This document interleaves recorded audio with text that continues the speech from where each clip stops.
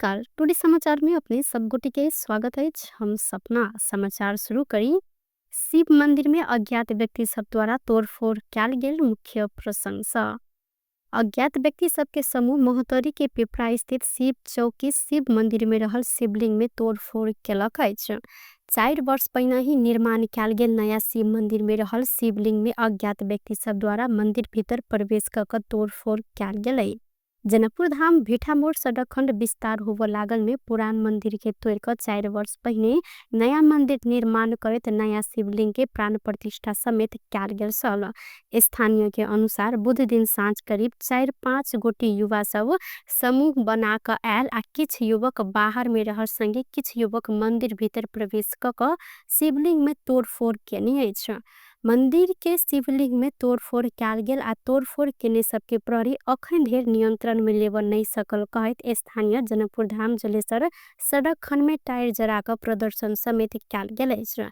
एम्हर जिला प्रहरी कार्यालय मोहतरी के प्रहरी नायब उपरीक्षक संतुलाल जायसवाल शिवलिंग में तोड़फोड़ केने सबके खोजी भ रहल संगे घटना संबंध में छानबीन समेत चल रहल जानकारी देलथि। रोहतहट के सदर मुकाम गौर स्थित राइस मिल के सड़क लंग सब प्रहरी गश्ती टोली चेक जांच के क्रम में स्रोत में खुजल 6 लाख रुपया सहित एक गोटे पैदल यात्री के नियंत्रण में लेने अछि। चेक जांच के क्रम में बीतर सांझ गौर नगर पालिका 1 के 54 वर्षक वीरेंद्र कुमार जायसवाल नुका छुपा कर रखने 500 दर के नेपाली नोट 200 थान आ 1000 दर के नेपाली नोट 500 थान का कुल 6 लाख नेपाली रुपया 1 थान मोबाइल सहित पकड़ायल। जिला प्रहरी प्रवक्ता डीएसपी दीपक कुमार राय जानकारी दिलेन। बरामद रकम के स्रोत प्लावन नहीं सकल संगे रकम सहित पकड़ायल जायसवाल के रोहतहट जिला अदालत म्याद थप करत अनुसंधान कर रहल जिला प्रहरी कार्यालय की सूचना में उल्लेख कैल गेल अछि। दोलेख में डायन के आरोप में एक गोटे के हत्या कैल गेल अछि। डुलू नगर पालिका 13 मालिका के 56 वर्षक कर्ण बहादुर कामी के बीतल रात हत्या कैल गेल। जिला प्रहरी कार्यालय दोलेख के सूचना अधिकारी प्रहरी निरीक्षक लाल बहादुर सुनार जानकारी दिलेन। हत्या आरोप में कर्ण बहादुर के भाई नाता रहल 43 वर्षक भुवन सिंह के प्रहरी नियंत्रण में लेने अछि। प्रहरी के अनुसार कर्ण बहादुर गांव के धामी रहल छलेन। बीतल रात कर्ण बहादुर के घर पहुंचल भुवन सिंह शुरू में पानी मांग कऽ पीने छलेन। के किछ समय बाद अचानक अपना के डायन जोगिन कैल गेल कहत अपने बराबर रोगी भेल संगी हथियार धैर्यगर प्रहार कऽ हत्या केने प्रारंभिक अनुसंधान से देखल गेल। प्रहरी निरीक्षक सुनार जानकारी देने छन। हथियार प्रहार से घायल रहल कर्ण बहादुर के दुलू अस्पताल ल जायल गेल समय हिनकर बाटे में मृत्यु भेल अछि। पर्सा के बहुदरमाई नगर पालिका प्रमुख आ प्रमुख प्रशासकीय अधिकृत बीच के विवाद के कारण कर्मचारी तथा जनप्रतिनिधि सब साउने महीना से तलब भत्ता सुविधा सब वंचित भेल छन्। चालू आर्थिक वर्ष के खाता संचालन नहीं भेला से नगर पालिका के विकास निर्माण से लकर सुतकेरी भत्ता दीर्घ रोगी सब पवैत आयल सुविधा आ विद्यार्थी सब के दिल जाय वाला छात्रवृत्ति से लकर दैनिक खाजा खर्च धरि सबटा रोकल गेल अछि। स्थानीय तह आषाढ़ 10 गते भीतर नगर पालिका के आगामी आर्थिक वर्ष के नीति कार्यक्रम तथा बजट आन पर व्यवस्था भेलो पर नगर पालिका वह मिति में नगर सभा कर नहीं सकल छल।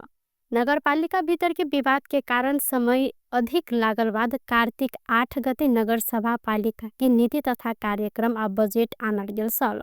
बहुदरमाई नगर पालिका के प्रमुख सिंहासन साहतेली नगर सभा से बजट स्वीकृत भेल करीब 1 महीना बीतल लगलो पर प्रमुख प्रशासकीय अधिकृत के बजट खर्च कर अधिकार प्रत्यायोजन नहीं केला से प्रतिनिधि आजन कर्मचारी के 4 महीना से तलब भत्ता संगे अन्य सुविधा से वंचित कैल गेल अछि।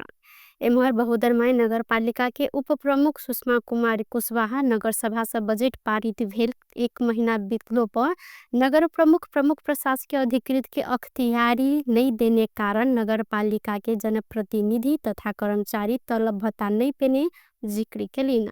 अपने बेर बेर प्रमुख संग समन्वय केलौ मुदा प्रमुख प्रशासकीय अधिकृत के अख्तियारी नहीं देल गेला से अखन नगर पालिका के कर्मचारी तलब लगायत नगर पालिका के संपूर्ण आर्थिक गतिविधि ऐसा ठप भेल हिनकर कहब रहल छल। भारतीय स्थल सेना अध्यक्ष उपेंद्र त्रिवेदी नेपाली सेना के मनरथ प्रधान सेनापति के दर्जयानी चिन्ह प्रदान केने सहित बुध दिन बीतल बृहस्पति दिन शीतल निवास में आयोजित एकटा समारोह के बीच नेपाली सेना के परमाधिपति समेत रहल राष्ट्रपति रामचंद्र पौडेल त्रिवेदी के मनारथ प्रधान सेनापति के दर्जयानी चिन्ह तथा खड़ग प्रदान कयलनि। समारोह में उपराष्ट्रपति राम सहाय प्रसाद यादव, डॉक्टर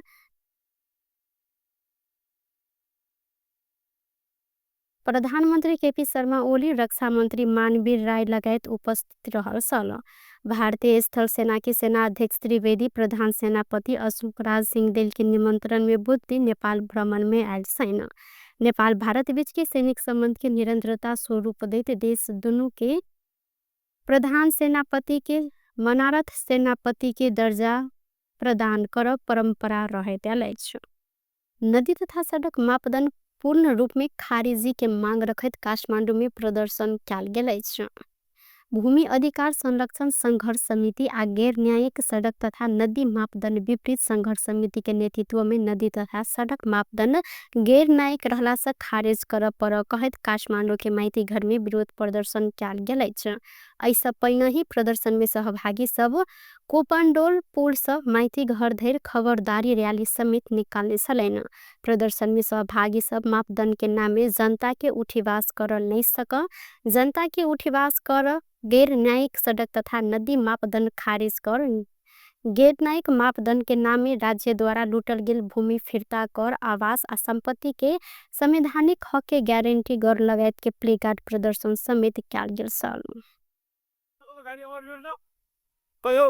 के महसुस भयो कि जनताको च्यानमा चाहिँ खेलवाड गरेछ यो राज्यले भनेर आवाज उठाएर आएको थियो हामी। त्यही भएर आज हामी भूमिको लागि नै लड्छौँ।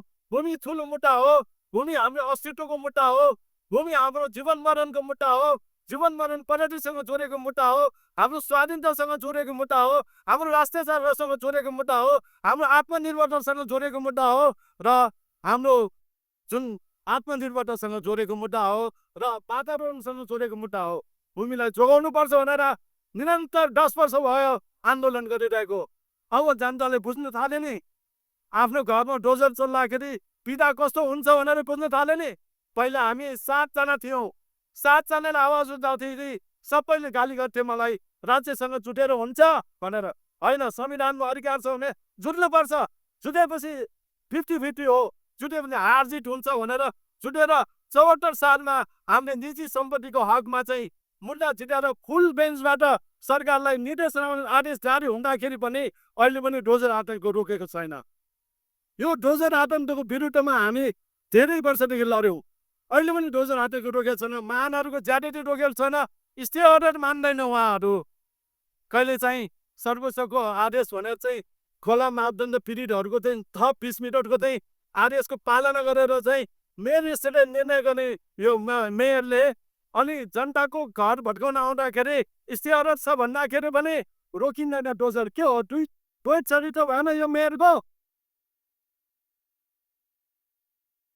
ओ संविधान देने आवास आ संपत्ति के हक संबंध में डोजर आतंक का जनता के अधिकार छीन खोजल गेल धारणा से हो रखैन। प्रदर्शनकारी सब नदी तथा सड़क मापदंड खारिज ने भेल देर आंदोलन नहीं रोक स्पष्ट केलन।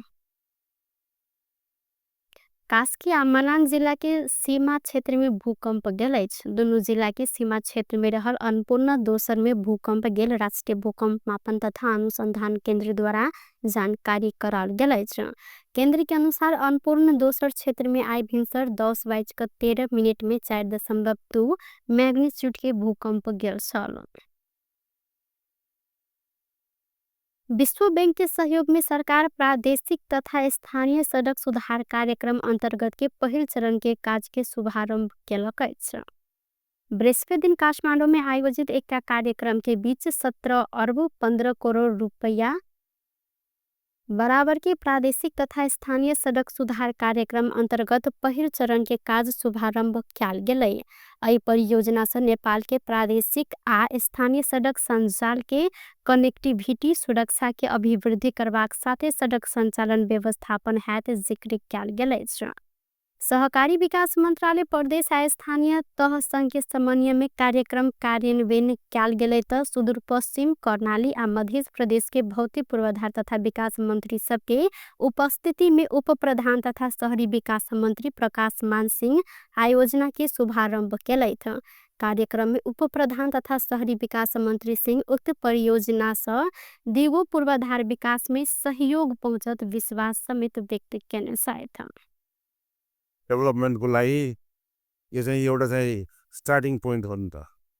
सडकै भएन भने चाहिँ के हुन्छ भन्दाखेरि मुभमेन्टमा यो कनेक्टिभिटीमा चाहिँ यसले चाहिँ अप्ठ्यारो पनि ल्याउँछ। त्यही कारणले गर्दाखेरि यो चाहिँ जुन यो प्रोजेक्टको यो प्रोग्रामको चाहिँ जुन यो सडकलाई चाहिँ फोकसिङ गरेर चाहिँ गरेको छ, यसले खास गरेर अब भनौँ न हाम्रो चाहिँ पालिकाहरूमै यो चाहिँ स्थानीय पालिकाहरूमा नै यो चाहिँ यो पालिकाहरूको भवनसम्म चाहिँ पुग्नको लागि पनि बाटोहरू चाहिँ राम्रोसँग चाहिँ नबनेको, त्यसलाई चाहिँ बनाउनुको लागि यो PLRIP यो चाहिँ जुन प्रोग्रामले त्यसलाई चाहिँ जोड दिएको छ, त्यो अत्यन्तै राम्रो कुरा हो। खास गरेर बाटै भएन भने त के हुन्छ त भन्दाखेरि गाउँपालिका नगरपालिकामा पनि यो चाहिँ जुन सेवा गाईहरूलाई त अप्ठ्यारो हुने भयो नि त। त्यो कारणले गर्दाखेरि यसलाई चाहिँ अब सकेसम्म चाँडो यो चाहिँ टाइमली यो चाहिँ बनाउनुतिर चाहिँ हामी चाहिँ लाग्नुपर्छ भन्नेमा चाहिँ म चाहिँ जोड चाहिँ दिन चाहिँ चाहन्छु। अर्को कुरा अब खास गरेर पोलिटिकली त मैले भनिहालेँ, यो संहितालाई स्पिरिट अनुसार यो प्रोग्रामले चाहिँ एउटा चाहिँ मूर्त रूप दिनको लागि यो एक्जाम्पलको रूपमा यो प्रोग्राम चाहिँ रहनेछ भन्ने कुरा मैले विश्वास लिएको छु। र अर्को कुरा अब खास गरेर मलाई चाहिँ कस्तो लाग्छ भन्दाखेरि यो बाटो बनाउँदाखेरिको यो रिसेन्टली हामीले चाहिँ देखिरहेका छौँ, यो चाहिँ जुन भनौँ न अब चाहिँ यो गाउँपालिकाहरूमा पालिकाहरूमा यो चाहिँ जुन हामीले चाहिँ बाटो जुन बनाइरहेका छौँ त्यसको चाहिँ यो चाहिँ क्लाइमेटिक यो जुन इम्प्याक्टहरू हो त्यो चाहिँ हामी चाहिँ देखिरहेको छु। यो चाहिँ भूक्षय हुनेदेखि लिएर सबै कुराहरू यो चाहिँ के छ भन्दाखेरि बाटो खालि चाहिँ बाटो कोर्दैमा चाहिँ के समाधान होइन भन्ने कुरा त रिसेन्टली यो जुन ल्यान्डस्लाइड्सहरू भइरहेको छ, फ्लड भइरहेको। आयोजना के पहिल चरण में छनौट भेल प्रदेश के 180 किलोमीटर सड़क आ पुल के स्तोंतरी 400 किलोमीटर आ 700 किलोमीटर अवस्थित प्रादेशिक सड़क संगे पुल सबके मरम्मत संभार हैत जिक्र केने छलैन। 3 चरण के आयोजना मध्य पहिल चरण सुदूर पश्चिम कर्णाली आ मध्य प्रदेश के साथ 13टा नगर पालिका में कार्यान्वयन हैत शहरी विकास मंत्रालय द्वारा जानकारी कराल गेलै छ। कार्यक्रम में आयोजना कार्यान्वयन के लिए संघ प्रदेश आ स्थानीय सरकार सुदूर पश्चिम कर्णाली आ मध्य प्रदेश सरकार बीच त्रिपक्षीय समझदारी पत्र में हस्ताक्षर समेत कियाल गेलै। नेकपा माओवादी केंद्र के वरिष्ठ उपाध्यक्ष नारायण काजी श्रेष्ठ सहकारी बचतकर्ता के बचत रकम फिर्ता कर अवस्था बनाव परत जिक्र केलैन। और बृहस्पति दिन सहकारी पीड़ित सब काठमांडू के मैती घर में केने प्रदर्शन में पहुंचल श्रेष्ठ सहकारी रकम हिना मिना केने के कार्यवाही करते बचतकर्ता के रकम फिर्ता कर अवस्था बनाव परत जिक्र केलैन। वो नेपाल में सहकारी के नामे जनता लूट काज भेल आ बचतकर्ता के समस्या समाधान कर सेहो सरकार संग मांग केलैन। बचत रकम फिर्ता के मांग रखैत बुध दिन मैती घर में प्रदर्शन केने पीड़ित ऊपर दमन भेल कहैत अखैन आपत्ति ओ जनौने साथ।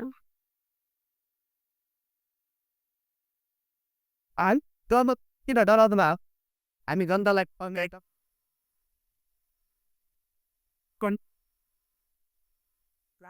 गरीबहरू समूहहरूलाई दुखीहरूलाई त्यो भन्दा नियुक्त 50 स्वकाको 50 रकम उठापन किनले भर्नु पर्ने हुन्छ। यसको नि अन्य भएर जान्नु पर्यो इटलीको नवप्रताको भने यो निपत्ता दिइरहेको थियो। यस पछाडि त्यो पानी दोपट्टा हामीले यहाँ खुबिराखेको तर कहिले त्यही तुस्न नसके ताबत यो पहाडी घेतीको छ। त्यसकारणले बस प्रकाशमा विनम्रतापूर्वक के अपिल गर्न चाहन्छु भने यो नेपालमा सहकारीको नाममा जुन प्रकारको संस्थाहरू सञ्चालन गरेर जनतालाई लुट्ने थप्ने काम भइरहेछ र बचत कर्ताको चमी भइरहेछ त्यसको समाधानको निम्ति प्रभावकारी काम गर्नु पर्यो, कदम जान्नु पर्यो र मुख्य कुरा भने बचत कर्तालाई कसरी न्याय दिने अरू कुरा आफ्नो ठाउँमा गर्नै पर्छ। यहाँ यस प्रकारको अपराधीहरूलाई मुख्यलाई छक्कै कारवाही गर्नै पर्छ।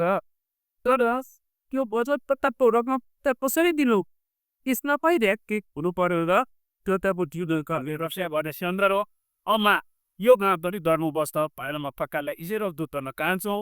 यही क्रममा आफ्नो बचत रकम बुन्यो, लुटेर आदि लुट्यो, खले ठगे भनेर चाहिँ आफ्नो न्याय पाऊ भने आफ्नो अधिकार बन्धनलाई सडकमा आफ्नो आवाज उठाइरहेका जुन सहकारी पीडित आन्दोलनकारीहरूमा किन प्रकारको हस्तक्षेप भयो त्यसपालि म हाम्रा सबै प्रहरी तली दाजुभाइहरू भन्न चाहन्छु, बिजुहरूलाई भन्न चाहन्छु, हामीले कर्तव्य पालना गर्नुपर्छ, आदेशको पालना गर्नुपर्छ।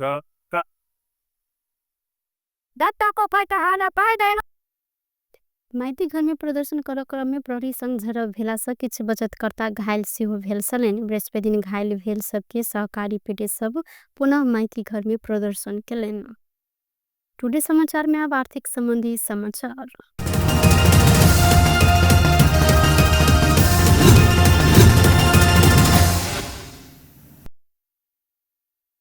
बृहस्पति दिन सोन के दाम तोला के 1000 रुपया से बढ़ल अछि। नेपाल सोनचानी व्यवसायी महासंघ के अनुसार आय सोन प्रति तोला 1,64,000 रुपया में कारोबार भ रहल है। ऐसे पहिने दिन सोन 1,63,000 रुपया में कारोबार भेल छल। अहिना कार्तिक 15 गते सोन के दाम तोला के 1,71,000 रुपया रही क अखन धरि के सबसे बेसी महग भेल छल। के बाद घटत गिर सोन रेब दिन तोला के 1,60,000 रुपया धरि गिर छल। अहिना चांदी के दाम आय स्थिर रहल अछि। तोला के 1,950 रुपया में चांदी आय कारोबार भ रहल है। बेस्ट टुडे समाचार अखन के लेल इतबा। पुनः दोसर समाचार लक उपस्थित हेबेटा करब। तखन देर के लेल हम सपना विदा मांगे छी। देखैत रही टीवी टुडे जनकपुर। नमस्कार।